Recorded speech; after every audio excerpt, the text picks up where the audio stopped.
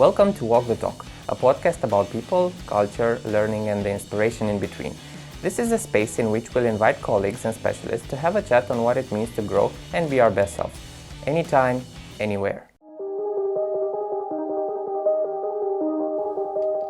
Welcome to this third episode where we'll discuss about intention setting.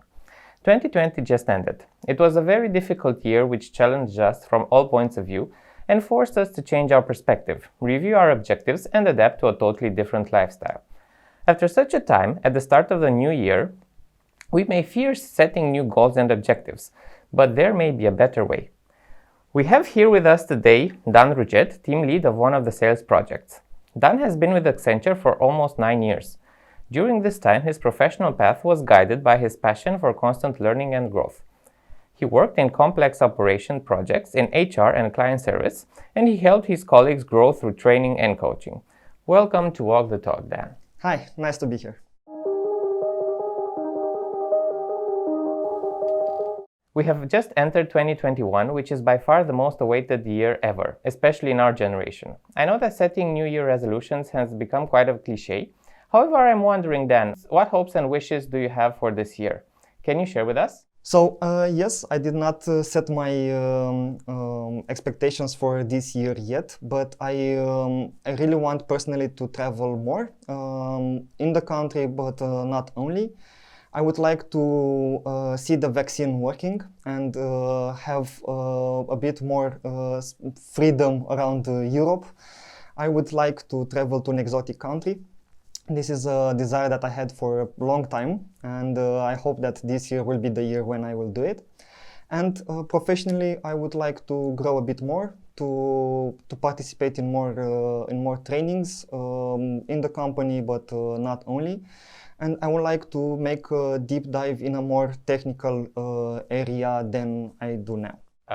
Exotic country, that's very interesting. Do you have a specific location in mind? I was thinking about Zanzibar or Maldives, somewhere in the nice. Indian Ocean. Yeah, but it's still in a plan, saving money for that. Fingers crossed, fingers crossed. Thank you. Saving money and being able to travel. Yep, indeed. And besides exotic countries, you've also mentioned that you want to take on more trainings and to go explore the more technical part. Do you have something specific also regarding this? Would there be certain trainings that you would like to do, or a certain tool or technique or technology that you would like to learn? I would like to learn more about the cloud environment, and also about artificial intelligence, which I think that in the next years it will grow more and more, and we will start using it in our everyday life. And I think it's really a direction which many of the companies take at the moment. So I think, getting more knowledge on that area would help you everywhere you go. So in the future years. At the heart of every great change is a great human. Come help us create value. It sounds very interesting, and just because it's so interesting, and I know that it interests many of us, especially here at Accenture, I want to deep dive a bit here because, there's this saying, and trainers everywhere tell us, your objectives need to be SMART. SMART as smart, but also it's an acronym for specific, measurable, relevant, achievable, and time-bound, meaning that you have to set a certain time. If you would transform these objectives of yours into SMART objectives, would you be able to tell us more? Just because they're very interesting, and maybe more of us would like to know, okay, I'm also interested in this, in artificial intelligence, for example, but what do I have to do? Where do I have to start to gain more knowledge, more access to it, to eventually maybe work in this field? I have started looking first within the company to see what are the possibilities for such a training, and I have already enrolled myself in some virtual sessions, which I hope that they will give me a bit of a base on which to construct further. So I started already a training on this side, and I really hope that once everything will go back maybe to normal, let's say this year, I will also enlist in a classroom training on the topic. Very, very nice. And if anyone has maybe any queries, they can come to you afterwards and ask Hope for some guidance. Hope so. Regarding what you said about smart objectives, I have set myself, let's say, a goal on this side to be more aware of the subject until the end of the year. So this is my direction for 2021, to be more technical a little bit, as in the past years I have focused myself on operations and not so much on the technical part. I see. And it's a very ambitious objective. Regarding that, why is it important for us to set objectives? I mean, couldn't we just go with the flow, see where life takes us and see where we get? Of course we could, but even by doing that, we set ourselves an objective of not setting an objective. Okay, so it's setting an objective in itself. It's setting an objective in itself. I find objectives very important because they are also motivators. So without knowing where we want to be, we don't push ourselves to that objectives. For instance, if I would like to take some driving lessons, but I don't like driving at all, I hate it, then I would not be successful, maybe not at first. So I wouldn't involve too much energy in that objective as I It's not relevant for you. It's not relevant for us. So on the other side, it also depends on what is that objective relevant for. Is it for me as a person? Is it for me as an employee? So I'm always looking at that also. So yeah, we could go with the flow, see where life takes us, maybe 1 year or 2 years. But deep in our minds, I think all of us think about a direction. Okay, maybe I don't have anything for this year. I will just focus on my job. That's an objective. But afterwards, yeah, maybe deep inside, I want to become something else or have a different job, or yeah. I see. So it's important, though, Yes, to set objectives. very. But sometimes also to just enjoy life. Why so not? It's a balance, like everything in life. And then setting an objective may be the easiest part of the deal, because all you have to do is take out a piece of paper and a pen and write it down, or use your computer if you're more tech savvy. The more difficult part, though, is to actually take control and see that your objectives really come to life. So is there a way, there are tips and tricks that you could give us to take an objective from theory to actual practice, to say at the end of the year or whenever your time limit is, I have achieved this objective? What can you do each day so that you make sure that it's not just something written down on a piece of paper? I think this is the million-dollar question in intention setting. So setting up objectives is indeed a very important part of our lives. So for me, I would personally do a list of all the things that I want to achieve for the year, and then go maybe step by step. Some of them can be started at the same time, but usually it's good when you have big objectives to go through them one by one. And it's good to have a list of them, but I think the best would be to have the list inside your mind, not necessarily something written that you can tick out, but something that sticks to your mind and that you can look after every week or every month, just to see how you progressed, and so that you can evaluate yourself. Of course, things can change along the way, and you can start an objective, pause it for a while, and then start another one. That's perfectly normal. Of course, there are rules that you can follow in order to keep yourself on track. Some of the rules would be like setting yourself objectives that motivate you, like we have discussed before. To take commitment on them, so not only that it's something said, but something that you really wish for yourself. Of course, let's say that if you want to keep a diet, of course it's not just that. Maybe it's not the diet that you want. Maybe it's health that you. So behind the keeping the diet, there's a more impactful intention there for you, which would be to be healthy. Indeed. Right. Of course, making an action plan would be the right way to do it. For instance, for diet keeping, it's good to have also some recipes that can help you along the way.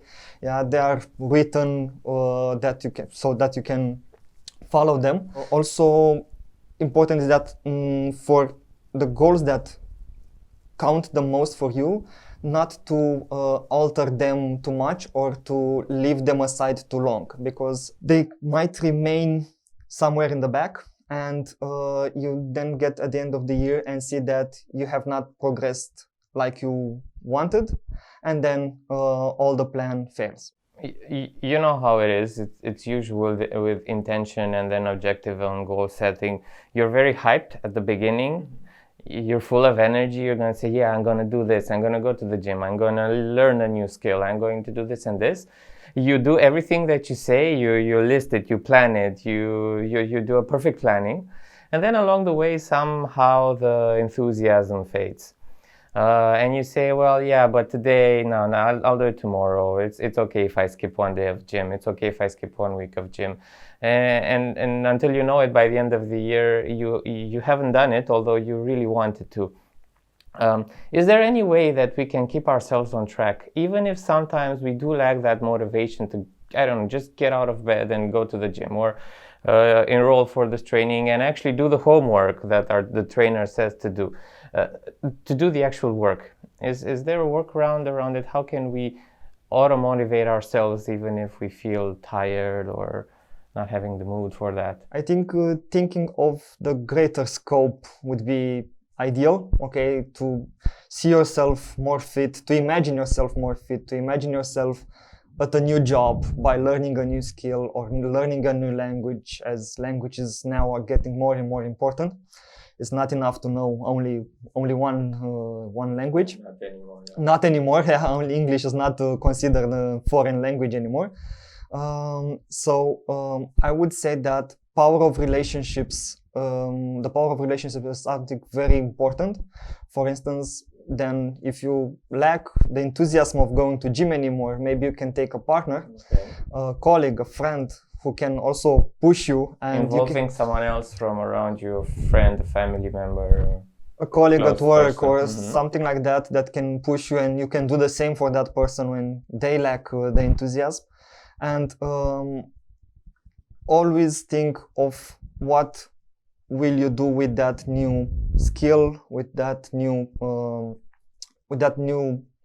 training that you will acquire.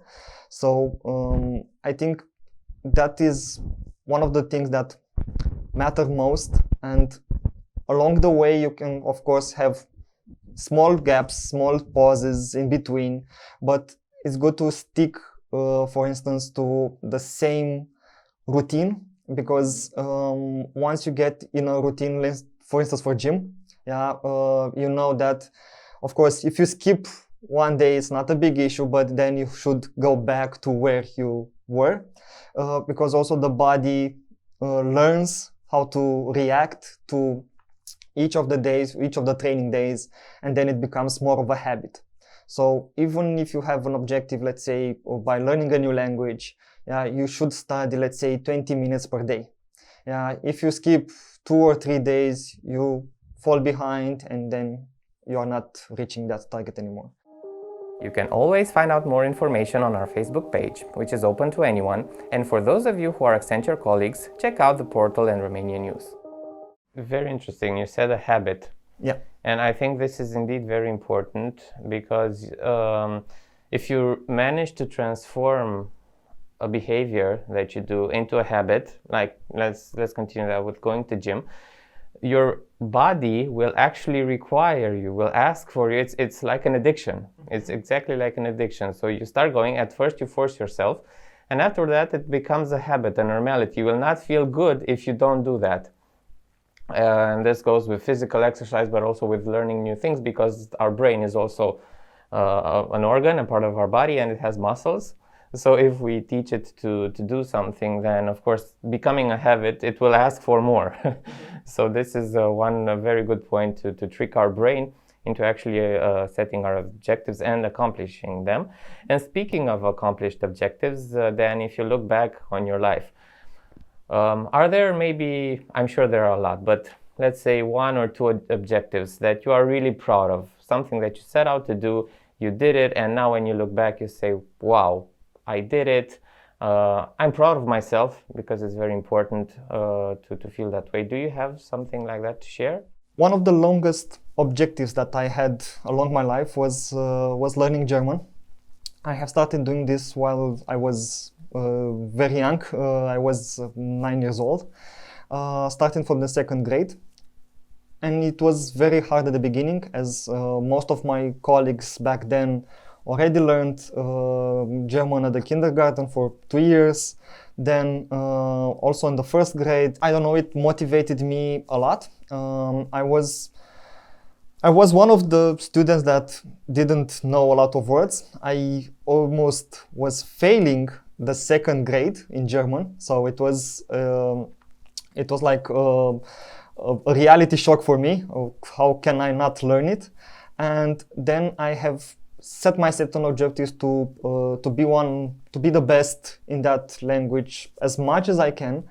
I have started taking private lessons, and after 1 year I became more and more independent in speaking it.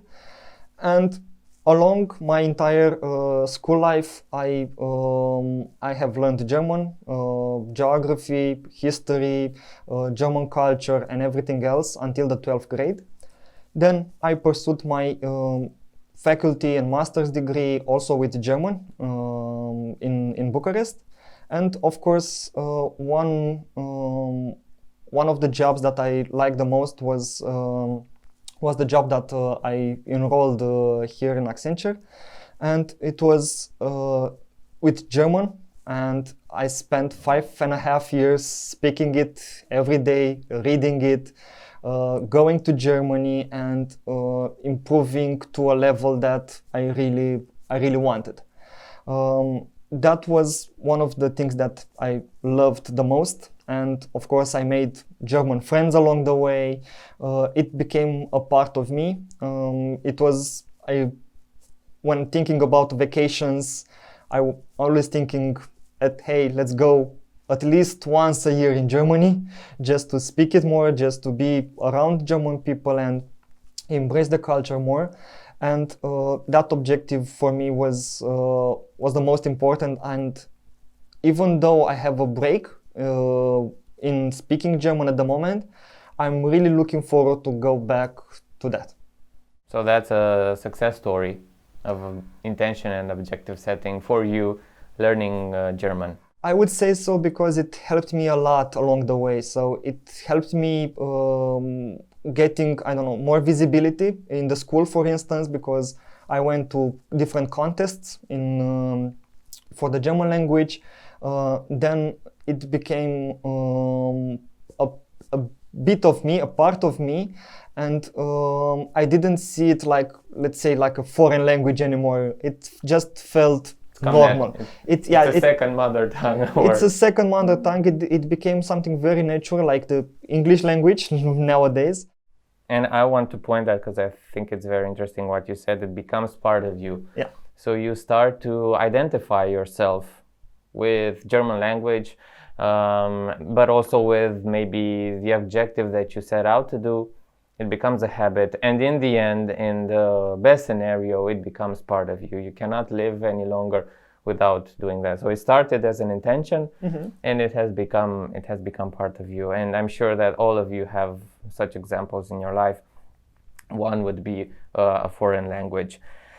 Then I want to approach a subject that I think has great impact nowadays. And so the first guest of the Walk the Talk was Monica Apostol, and then we discussed about change. Taking advantage of today's subject and your presence here, I want to ask you, what happens if you set a goal in life, an objective, and suddenly you realize that it's not what you want anymore, that you change your mind, as you say? Is it reconsidering your objectives a sign of weakness, or is it a sign of strength? What do you think? For me, it is a sign of strength. First of all, by admitting it. Yeah. So once you admit that, okay, hey, stop. Maybe I did a mistake along the way. Maybe I was thinking of something else, of another approach or another ending to my objective. I think it's very okay to reconsider that what you did, and I have a lot of examples on this subject. For instance, I had a lot of friends who went to Polytechnica for studies, and after 1 year they moved back to economic studies, so they changed their mind completely or went to law, and they said, okay, it was one of the best decisions ever. Yeah, so of course at the beginning it felt right to go to another field of study, and then they changed their mind, and I think it is important not to regret it. Yeah, so indeed it is a lesson learned. Yeah, I did that. Maybe I didn't like it that as much as I thought, and of course I can reconsider it, and I don't see it as a sign of weakness.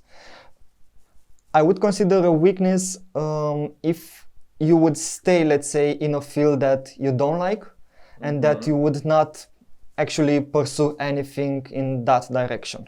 So just considering yourself, okay, it's nice, I would not use it, but why not? Let's do it for the sake of doing it. So since I came so far, since I did such a long way, yeah, right, let's just continue for the sake of continuing. Yeah, I think it takes a lot of strength to say at one point, hey, the hell with it, let's change it, and see how life takes us, and maybe it becomes a better way. So it is actually a strength to say at one point, okay, I've did this so far, it's not me, maybe it's not something that I want for my life. It has been, but it's okay to change my mind. And I have a very short story regarding this, since you mentioned law, and it triggered a bell in my head, because I actually underwent the law school here in Bucharest, and I was one of the few at the end who said, I don't like it, I don't want to do it, it's been nice, but I want to do something else. And you know what, the fun, of course, everyone blamed me, said, how can you have learned so much, so many laws, much information, and then have nothing to do with it? And the funny part is that now, after 10 years, former colleagues come to me and ask me, George, do you know of a job post in Accenture? Because I would like to change the field of work. And I feel privileged that I was able to do this maybe from the start and not go down a road that wasn't meant for me. Of course, adapting, it's a part of life. I mean, this is what makes us humans, yeah, that we can change our mind, we can set an objective, then alter it a little bit, and of course you can always go back and forth. It's not wrong as long as you are happy with yourself. So I think it's important when you look in the mirror and that you can say, hey, the person in the mirror is my friend. Yeah, you should be kind to yourself in regard to changes in direction. So not to be too harsh on yourself when you go on a path that didn't make you happy. It's okay, it's not necessarily time that you lost, but it's, yeah, there is knowledge that you gained. There are friends that you have had in that, you had that in that period. And at the end of the day, it's a lesson learned. We die learning, of course, and lifelong learning, right? Yeah, and of course that should not be considered necessarily as a mistake. Yeah, it was let's say a misstep, but not necessarily a mistake, because our mind was there, was thinking at that objective at the beginning. So it's still good that, yeah, at least we started, we tried, why not, and yeah, we changed. And You said happy, and happiness seems to be a recurring theme here in our Walk the Talk podcasts. Dan, we are closing the end, and I would have just one final question for you. We started the discussion today with 2021, so I think it's only fair to end it in the same way. And for the sake of the exercise, I would like to invite you to imagine that you would be the actual year 2021. What would you set out to achieve? And what would really make you happy knowing that you were able to achieve by the end of the year, thinking that you're the year itself? Interesting question. I never thought of that. I would say that worldwide, let's imagine that worldwide, I would like to have people understand that nature is what binds us all. So that people be a bit more understanding to each other. And as a year, I would like to have people coexist better together. So I think this would be a main focus, like we saw in 2020, like all the efforts that were put in the virus, which was like nothing that existed after 1990. And it was something new and people adapted pretty fast.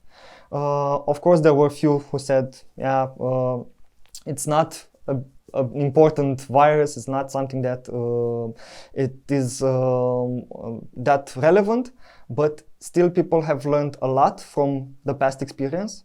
And I would like for this year to be the year in which people are a bit more thankful that 2020 has passed and there is a new year, and think of other resolutions for this year, adapt them to today, to the current reality. To the current reality, and just be thankful and thinkful of what can be improved in everyone's lives.